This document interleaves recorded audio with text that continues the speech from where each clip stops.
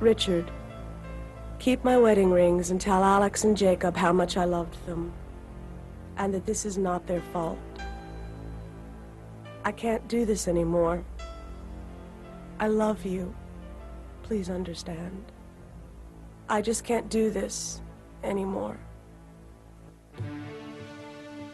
Suicide, the final act of those who feel life's problems are so overwhelming that the only way they can cope is by ceasing to cope entirely. Angie Fenimore was such a person. But during her suicide attempt, Angie discovered the turmoil she was facing in this life was nothing compared to that which awaited her in the afterlife. Hell is a matter of suffering, and I was in hell long before I took my life. Where I went was just a manifestation of what I was already experiencing. I wanted so badly just to end my life and to be done, and what I found was that I took all that with me, and it was multiplied, just intensified beyond anything that we even have the power of understanding in this life. And so it was absolutely the worst thing I could do. There was no escape. Angie was the product of a dysfunctional home.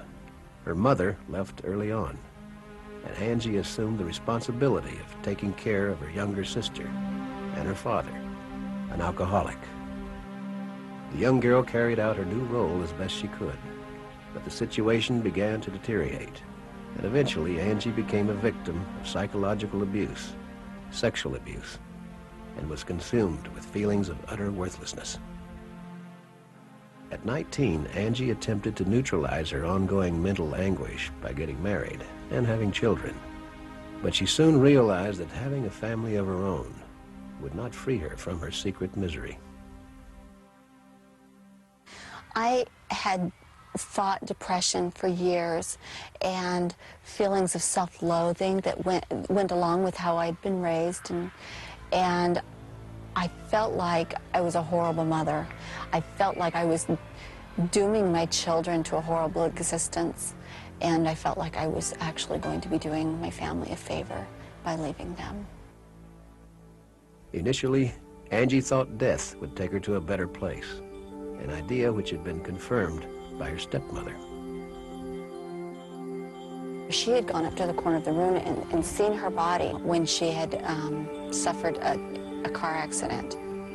She had talked about being embraced by love and warmth and peace and not wanting to return back to her body. But such a tranquil transition would not be the case for Angie. My experience was completely different than anything I'd ever heard about. I had a concept of hell, but this was nothing like what I was anticipating at all. Traditionally, hell has been thought of as the final destination for unrepentant sinners and evildoers. Images of lost souls suffering an existence of eternal torment in a pit of fire are familiar. But Angie's experience of the nether world was not one of physical suffering.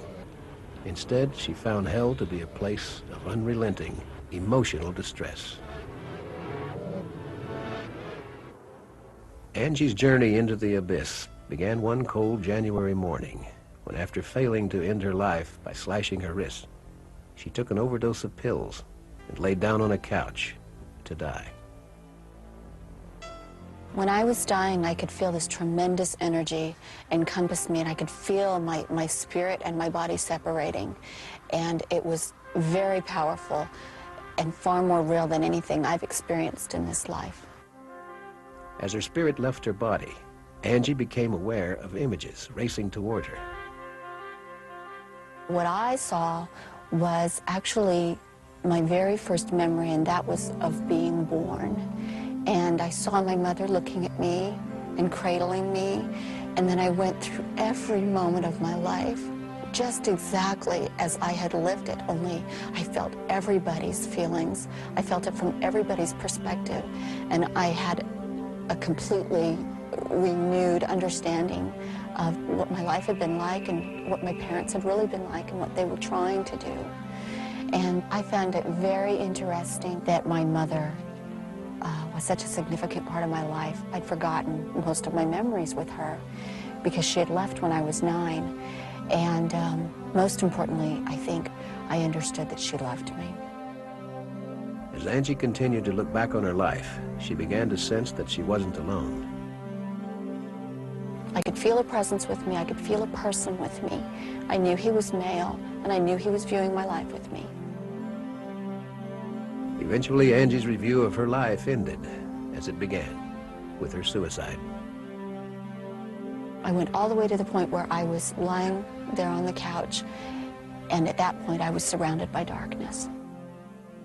Angie then felt herself descending into another plane of existence, where she became aware of other disembodied spirits who had chosen the path of self-destruction. They were all kind of mumbling to themselves, completely self-absorbed, caring nothing about anybody else there or about anything but themselves. What was going on was that these people were reliving this worst experience over and over and over again, reliving this agony that they were in, this turmoil, whatever it was that had caused each of them to take their lives. Angie, as well, might have been doomed to this ironic existence for all eternity had she not been called upon. I heard a voice, and it said, "Is this what you really want?" And I looked to see where the voice was coming from. The words had come from above. I could see a pinpoint of light that looked just like a little star, and it grew in intensity and came toward me very quickly. But the light wasn't a star. It was a being who was made of light. And as he approached, I realized that this was God. I didn't have to be told. It was like the universe reverberated his name. And then he said, "You can't take your life. It's not yours to take. And life is supposed to be hard. You have to pass through these things. All of us have done this." And I was filled, as he spoke to me, with understanding about the purpose of life and what we're doing here and how important it is to think about how you treat other people. And then I felt another presence standing next to him. And I realized it was the same being that had been next to me during my life review. Though Angie could not see this second presence, she sensed an inexplicable connection with him. I could feel this incredible love and peace and compassion coming from him, and pain as well. And I knew that this was for what I had done. And then I heard him say, and I still couldn't see him, but I heard him say, "Don't you understand? I've done this for you." And when he said those words, I understood that I was in the presence of the Savior of the world. And I could feel what he had done for me. I was taken into that experience, into when he suffered for me. And I caught that moment of his life and understood that this was a very real and literal thing that had happened. And then I was shown what would happen to my children if I were to take my life and remain dead. And my oldest son in particular was harmed so terribly by the grief and the pain that he would have to suffer through his life that he was rendered incapable of even completing his mission here successfully. With the knowledge of the potential fate of her children, Angie's desire to die disappeared. And it was at that point that I was ready to come back. I think I just needed to understand that my life is not my own, that what we're doing here is so important, and every life that we touch is important. Angie's return to her body was instantaneous. When I came back, I rushed very quickly through the darkness, and when I opened my eyes, I was lying on the couch, and I could feel all the pain that I'd experienced, the drugs that I had taken, and my husband was coming through the front door at the same time. Looking back on the incident, Angie now realizes how she came to a place where she felt the need to kill herself. I didn't get there because other people had done things to me as much as that I had chosen not to overcome the things that are intentionally given to us, problems, things that we need to overcome so that we can grow. I still have trials that I have to overcome, but the important thing is to find happiness and to actually make happiness.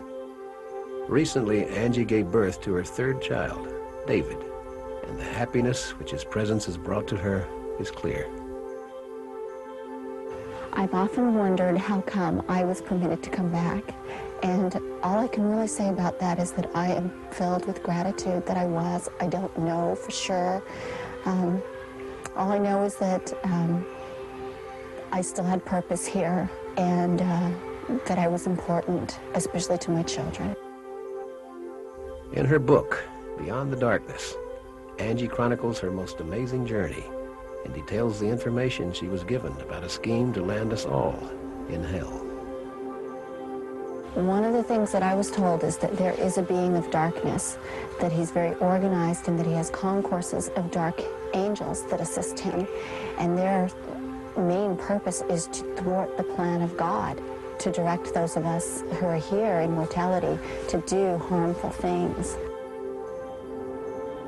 But because of Angie's harrowing experience, she knows she can avoid the plans of the Prince of Darkness by living her life in the light. And by doing so, her life has improved immeasurably. Yeah, life is great, and being in the light is wonderful.